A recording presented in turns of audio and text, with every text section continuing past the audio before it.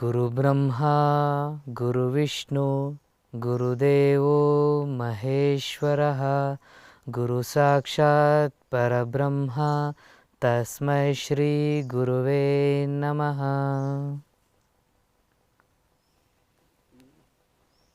ಶುಭೋದಯ. ಪ್ರಜಾ ಟಿವಿಯ ಎಲ್ಲ ವೀಕ್ಷಕರಿಗೂ ಯೋಗ ವಿಸ್ಮಯ ಕಾರ್ಯಕ್ರಮಕ್ಕೆ ಆತ್ಮೀಯ ಸ್ವಾಗತ. ನಾನು ನಿಮ್ಮ ಅನಂತ್, ಯೋಗ ಮಾಸ್ಟರ್. ಇವತ್ತಿನ ಸಂಚಿಕೆಯಲ್ಲಿ ನಾವು ಚಕ್ರಾಸನ, ಸೇತುಬಂಧಾಸನ ಹಾಗೆ ಕಂದರಾಸನ ಈ 3 ಆಸನಗಳ ಬಗ್ಗೆ ತಿಳಿಸ್ಕೊಡ್ತೇನೆ. ಈ 3 ಆಸನಗಳು ಕೂಡ ಬೆನ್ನು ಮೂಳೆಗೆ ಸಂಬಂಧಪಟ್ಟ ಆಸನಗಳಾಗಿರುತ್ತೆ. ಹಾಗೆ ಹೃದಯ ಮತ್ತು ಶ್ವಾಸಕೋಶದ ಈ 2 ಕಾಯಿಲೆಗಳನ್ನು ನಿವಾರಣೆ ಮಾಡುತ್ತೆ. ಜೊತೆಯಲ್ಲಿ ಎಲ್ಲ ಥರದ ಬೆನ್ನು ಮೂಳೆಗೆ ಸಂಬಂಧಪಟ್ಟಂಥ ಸಮಸ್ಯೆಗಳನ್ನು ಕೂಡ ನಿವಾರಣೆ ಮಾಡುತ್ತೆ. ಅಂದರೆ ಮೇರುದಂಡಕ್ಕೆ ಸಂಬಂಧಪಟ್ಟಂಥ ಅಭ್ಯಾಸ ಇದು. ಇವತ್ತು ಕೂಡ ನಾನು ನಿಮಗೆ ಕೆಲವೊಂದಿಷ್ಟು ವಿಚಾರಗಳನ್ನು ತಿಳಿಸ್ಕೊಡ್ತೇನೆ. ಸಾಮಾನ್ಯವಾಗಿ ನಮಗೆ ನಿಶಕ್ತಿ ಆಗುತ್ತೆ. ಈ ನಿಶಕ್ತಿ ಯಾಕಾಗುತ್ತೆ ಅಂತ ನಮಗೆ ಗೊತ್ತಿಲ್ಲ. ಆದರೆ ನಿಶಕ್ತಿ ಆದಾಗ ಎಲ್ಲ ಕಾರ್ಯಾಸಕ್ತಿಗಳು ಕೂಡ ನಿಂತು ಹೋಗುತ್ತೆ. ಅಂದರೆ ನಮಗೆ ಯಾವ ಕೆಲಸ ಮಾಡಲಿಕ್ಕೂ ಆಸಕ್ತಿನೇ ಇರೋದಿಲ್ಲ. ಯಾಕೆ ಹೀಗಾಗುತ್ತೆ ಅಂತ ನಾವು ತಿಳ್ಕೊಳ್ಳೋ ಅಂಥ ಪ್ರಯತ್ನನೇ ಮಾಡೋದಿಲ್ಲ. ಯಾಕೋ ಇವತ್ತು ಮೂಡಿಲ್ಲ, ಇವತ್ತು ಆ ಕೆಲಸ ಮಾಡೋದು ಬೇಡ, ಅಥವಾ ಯಾವುದಾದ್ರೂ ಒಂದು ಕೆಲಸಕ್ಕೆ ಕೈ ಹಾಕಿರ್ತೀವಿ, ಅರ್ಧ ದಾರಿಗೆ ನಾವು ಅದನ್ನು ಬಿಟ್ಬಿಡ್ತೀವಿ. ಯಾಕೆ ಈ ರೀತಿ ಆಗುತ್ತೆ ಅಂದರೆ ನಮ್ಮಲ್ಲಿ ಶಕ್ತಿಯ ಕೊರತೆ ಆದಾಗ, ಅಂದರೆ ಶಕ್ತಿಯ ಕೊರತೆ ಆದಾಗ ಯಾವ ಕೆಲಸ ಮಾಡಲಿಕ್ಕೂ ನಮಗೆ ಉತ್ಸಾಹ ಕಮ್ಮಿ ಆಗುತ್ತೆ. ತಾವೆಲ್ಲರೂ ದಯವಿಟ್ಟು ಗಮನಿಸಬೇಕಾಗಿರೋದು, ನಮ್ಮ ರಕ್ತಕ್ಕೆ ಯಥೇಚ್ಛವಾದ ಶಕ್ತಿ ಬೇಕು. ಯಥೇಚ್ಛವಾದ ಶಕ್ತಿ ಬೇಕು ಅಂದರೆ ನಮ್ಮ ದೇಹಕ್ಕೆ ಬೇಕಾದಂಥ ಎಲ್ಲ ರೀತಿಯಾದಂಥ ಪೋಷಕಾಂಶಗಳನ್ನು ನಾವು ಕೊಡಬೇಕಾಗುತ್ತೆ. ಆ ಪೋಷಕಾಂಶಗಳ ಕೊರತೆ ಆದಾಗ ಸಹಜವಾಗಿ ದೇಹ ಕೂಡ ಹಾಳಾಗುತ್ತೆ. ನಾವು ನಮ್ಮ ದೇಹವನ್ನು ಸದೃಢ ಮಾಡ್ಕೋಬೇಕು ಅಂದರೆ ಕೆಲವೊಂದು ಅಭ್ಯಾಸಗಳನ್ನು ಅಳವಡಿಸ್ಕೋಬೇಕಾಗತ್ತೆ. ಅದರಲ್ಲಿ ವಿಶೇಷವಾಗಿ ಈ ದೂರ್ವೆಯನ್ನು ತಗೊಂಡು ಪ್ರತಿದಿನ ಬೆಳಿಗ್ಗೆ ಮಿಕ್ಸಿಯಲ್ಲಿ ಹಾಕಿ ಚೆನ್ನಾಗಿ ರುಬ್ಬಿ ಅದಕ್ಕೆ ಸ್ವಲ್ಪ ಬೆಲ್ಲವನ್ನು ಹಾಕಿ ಆ ಜ್ಯೂಸನ್ನು ನಾವು ಕುಡಿತಾ ಇದ್ದರೆ, ಅಂದರೆ ಗರ್ಕೆ ಹುಲ್ಲಿನ ರಸವನ್ನು ನಾವು ಪ್ರತಿನಿತ್ಯ 2 ಲೋಟವನ್ನು ಸೇವಿಸ್ತಾ ಇದ್ದರೆ ನಮಗೆ ಎಲ್ಲ ರೀತಿಯಾದಂಥ ನಿಶಕ್ತಿ ಸಂಬಂಧಿ ಕಾಯಿಲೆಯನ್ನು ದೂರ ಮಾಡ್ಕೊಳ್ಳಿಕ್ಕೆ ಸಾಧ್ಯ ಇದೆ. ನೋಡಿ, ನಮ್ಮ ಹಿರಿಯರು ಹುಲ್ಲುಗಳಲ್ಲೇ ಅತ್ಯಂತ ಶ್ರೇಷ್ಠವಾದ ಹುಲ್ಲು ಗರ್ಕೆ ಹುಲ್ಲು ಅಂತ ಹೇಳಿದರು. ಹಾಗಾಗಿ ಆ ಹುಲ್ಲನ್ನು ಪೂಜೆಗೆ ಯೋಗ್ಯ ಅಂತ ತಿಳಿದು ಆ ಹುಲ್ಲನ್ನು ಪೂಜೆಗೆ ಉಪಯೋಗಿಸ್ತಾ ಇದ್ರು. ಇವತ್ತು ಆ ಹುಲ್ಲಿನ ರಸವನ್ನು ತಗೊಂಡ್ರೆ ಎಷ್ಟು ಒಳ್ಳೆಯದು ಅಂತ ನಾನು ತಿಳಿಸಿದ್ದೀನಿ. ಕೇಳಿ ನೋಡಿ ಸುಮ್ಮನೆ ಇರೋದಲ್ಲ, ಅದನ್ನು ತಕ್ಷಣಕ್ಕೆ ಅಳವಡಿಸ್ಕೊಂಡು ನೀವು ಆರೋಗ್ಯಪೂರ್ಣವಾಗಿ ಶಕ್ತಿಶಾಲಿಗಳಾಗಿ ಇರಬೇಕು ಅನ್ನೋದೇ ನನ್ನ ಬಯಕೆ. ಹಾಗಾಗಿ ಈ ಅಭ್ಯಾಸಗಳನ್ನು ನೀವು ಅಳವಡಿಸ್ಕೊಳ್ಳಿ, ಹಾಗೆ ಮತ್ತೊಬ್ಬರಿಗೂ ತಿಳಿಸ್ಕೊಡಿ. ನಾವೆಲ್ಲರೂ ಸಂತೋಷವಾಗಿ ನಮ್ಮ ಜೀವನವನ್ನು ಸದುಪಯೋಗ ಪಡಿಸ್ಕೊಳ್ಳೋಣ. ಹಾಗಾಗಿ ನಮ್ಮ ಜೀವನವನ್ನು ಸುಖ ಶಾಂತಿಯಿಂದ ಇರಲಿಕ್ಕೆ ಏನೆಲ್ಲ ಅಭ್ಯಾಸ ಕ್ರಮಗಳನ್ನು ನಾವು ಅಳವಡಿಸ್ಕೋಬೇಕು ಅಂತ ಅಳವಡಿಸ್ಕೊಂಡು ಸಂತೋಷವಾಗಿ ಬದುಕೋಣ ಅಂತ ಹೇಳ್ತಾ ನಾನು ಇವತ್ತಿನ ಸಂಚಿಕೆಗೆ ಹೋಗ್ತಾ ಇದ್ದೀನಿ. ಇವತ್ತಿನ ಸಂಚಿಕೆಯಲ್ಲಿ ನಾವು ಚಕ್ರಾಸನ, ಸೇತುಬಂಧಾಸನ ಹಾಗೆ ಕಂದರಾಸನಗಳ ಬಗ್ಗೆ ತಿಳ್ಕೊಳ್ಳೋಣ. ಚಕ್ರಾಸನದ ಲಾಭ ಏನು, ಸೇತುಬಂಧಾಸನದ ಲಾಭ ಏನು, ಹಾಗೆ ಕಂದರಾಸನದ ಲಾಭ ಏನು ಅಂತ ತಿಳ್ಕೊಳ್ಳೋಣ. ಮೊದಲಿಗೆ ನಾನು ಚಕ್ರಾಸನದ ಬಗ್ಗೆ ತಿಳಿಸ್ತೇನೆ. ಚಕ್ರಾಸನ ಆಸನದ ಹೆಸರೇ ಚಕ್ರಾಸನ. ಅಂದರೆ ನಮ್ಮ ದೇಹ ಚಕ್ರದ ರೀತಿ ಹಿಂಭಾಗದಲ್ಲಿ ಬಾಗಿಸೋದು. ಈ ರೀತಿ ಅಭ್ಯಾಸ ಮಾಡಿದಾಗ ಗರ್ಭಕೋಶದ ಎಲ್ಲ ಥರದ ಸಮಸ್ಯೆಗಳು ನಿವಾರಣೆ ಆಗುತ್ತೆ. ಜೊತೆಗೆ ಗರ್ಭಕೋಶ ತುಂಬ ಸದೃಢವಾಗುತ್ತೆ. ಹಾಗೆ ವೃದ್ಧಾಪ್ಯವನ್ನು ತಡಿಲಿಕ್ಕೂ ಬಹಳ ಉಪಯುಕ್ತವಾದ ಅಭ್ಯಾಸ ಅಂತ ಪತಂಜಲಿ ಮಹರ್ಷಿಗಳು ಹೇಳ್ತಾರೆ. ಜೊತೆಯಲ್ಲಿ ನಮ್ಮ ದೇಹಕ್ಕೆ ಅತ್ಯಂತ ಶಕ್ತಿಯನ್ನು ತಂದು ಸ್ಫೂರ್ತಿ ಉತ್ಸಾಹವನ್ನು ತುಂಬುತ್ತೆ. ಯಾವ ಅಭ್ಯಾಸ ಮಾಡೋದ್ರಿಂದ? ಚಕ್ರಾಸನ ಮಾಡೋದ್ರಿಂದ. ಬಹಳ ಸರಳವಾಗಿದೆ. ನಿಧಾನವಾಗಿ, ಸರಳವಾಗಿ, ಸಮಾಧಾನವಾಗಿ ಅಭ್ಯಾಸ ಮಾಡಬೇಕು. ಈ ಅಭ್ಯಾಸವನ್ನು ತಿಳಿಸ್ಕೊಡ್ತೇನೆ. ಅದಕ್ಕೂ ಮುಂಚೆ ಒಂದು ಚಿಕ್ಕ ವಿಚಾರ ಹೇಳಬೇಕು ಅಂದರೆ, ಸಾಮಾನ್ಯವಾಗಿ ಥೈರಾಯ್ಡ್ ಸಮಸ್ಯೆ ಅಂತ ಹೇಳ್ತಿರ್ತಾರೆ. ಥೈರಾಯ್ಡ್ ಸಮಸ್ಯೆಗೂ ಬಹಳ ಉಪಯುಕ್ತವಾದಂಥ ಅಭ್ಯಾಸ ಇದು. ಹಾಗೆ ಪೀರಿಯಡ್ಸ್ ಟೈಮಲ್ಲಿ ಸಹಜವಾಗಿ ಹೊಟ್ಟೆ ನೋವು ಮತ್ತು ಬೆನ್ನೋವು ಬರ್ತಾ ಇರುತ್ತೆ. ಈ ಅಭ್ಯಾಸ ಮಾಡೋದ್ರಿಂದ ಆ ನೋವುಗಳಿಂದ ಕೂಡ ನಿವಾರಣೆ ಸಾಧ್ಯ ಇದೆ. ಬನ್ನಿ ಚಕ್ರಾಸನವನ್ನು ಗಮನಿಸೋಣ. ಹೀಗೆ ನೇರವಾಗಿ ಕಾಲನ್ನು ಚಾಚಬೇಕು. ಹಾಗೆ ನಿಧಾನವಾಗಿ ಹಿಂದೆ ಮಲ್ಕೊಳ್ಳಿ. ದೇಹ ನೇರವಾಗಿರಲಿ, ಹಾಗೆ ಸಡಿಲವಾಗಿರಲಿ. ಎರಡೂ ಪಾದಗಳನ್ನು ಆದಷ್ಟು ನಿಮ್ಮ ಬಟಕ್ಸ್ ಹತ್ರ ತೊಗೊಂಬನ್ನಿ. ಎರಡೂ ಕೈಗಳನ್ನು ನಿಧಾನವಾಗಿ ಭುಜದ ಹತ್ರ ತನ್ನಿ. ಹಾಗೆ ನಿಧಾನವಾಗಿ ನಿಮ್ಮ ದೇಹವನ್ನು ಪೂರ್ತಿಯಾಗಿ ಮೇಲೆ ತನ್ನಿ.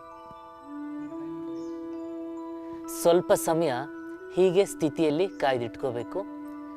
1 2 3 4 5 6 7 8 9 10.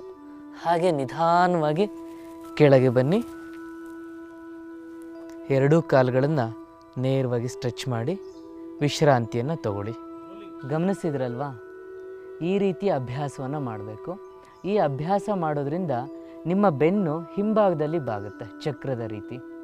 ಈ ರೀತಿ ಬಾಗಿದಾಗ ಸಹಜವಾಗಿ ಬೆನ್ನು ಮೂಳೆಗೆ ಯಥೇಚ್ಛವಾದಂಥ ಶಕ್ತಿ ಸಿಗುತ್ತೆ. ಹಾಗೆ ಸರ್ವೈಕಲ್ ಇರ್ಬೋದು, ಸ್ಪಾಂಡಿಲೈಟಿಸ್ ಇರ್ಬೋದು, ಲೋವರ್ ಬ್ಯಾಕ್ ಪೇನ್ ಇರ್ಬೋದು, ಅಂದರೆ ಕೆಳಭಾಗ, ಮಧ್ಯಭಾಗ ಅಥವಾ ಮೇಲ್ಭಾಗ, ಯಾವುದೇ ಭಾಗದಲ್ಲಿ ಬೆನ್ನಿಗೆ ಸಂಬಂಧಪಟ್ಟಂಥ ಯಾವುದೇ ಥರದ ಸಮಸ್ಯೆಗಳಾದರೆ ಈ ಚಕ್ರಾಸನವನ್ನು ಮಾಡಿ. ಮೊದಲಿಗೆ ಚಕ್ರಾಸನ ಮಾಡೋದು ಸ್ವಲ್ಪ ಕಷ್ಟ ಆಗ್ಬೋದು.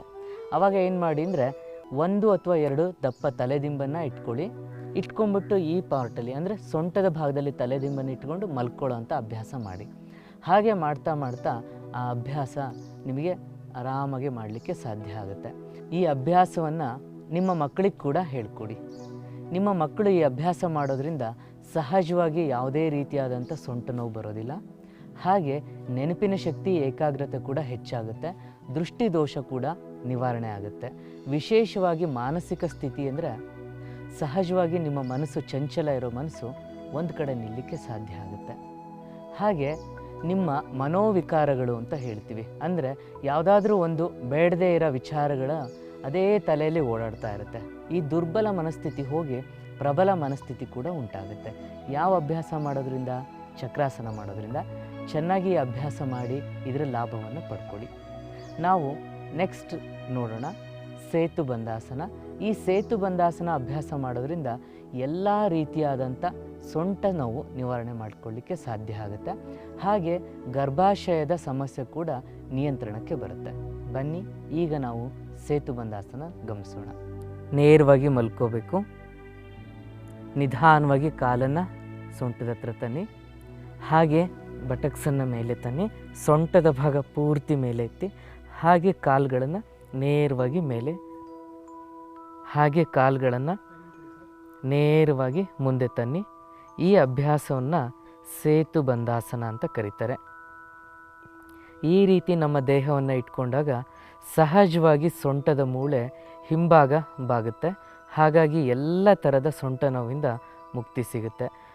ಕೇವಲ 4-5 ದಿನದಲ್ಲಿ ಈ ಅಭ್ಯಾಸ ಮಾಡೋದ್ರಿಂದ ಎಲ್ಲ ಥರದ ಸೊಂಟ ನೋವನ್ನು ನಿಯಂತ್ರಣಕ್ಕೆ ತರಬಹುದು. ಸ್ವಲ್ಪ ಸಮಯ ಇದೇ ಸ್ಥಿತಿಯಲ್ಲಿ ಕಾಯ್ದಿಟ್ಕೊಳ್ಳಿ.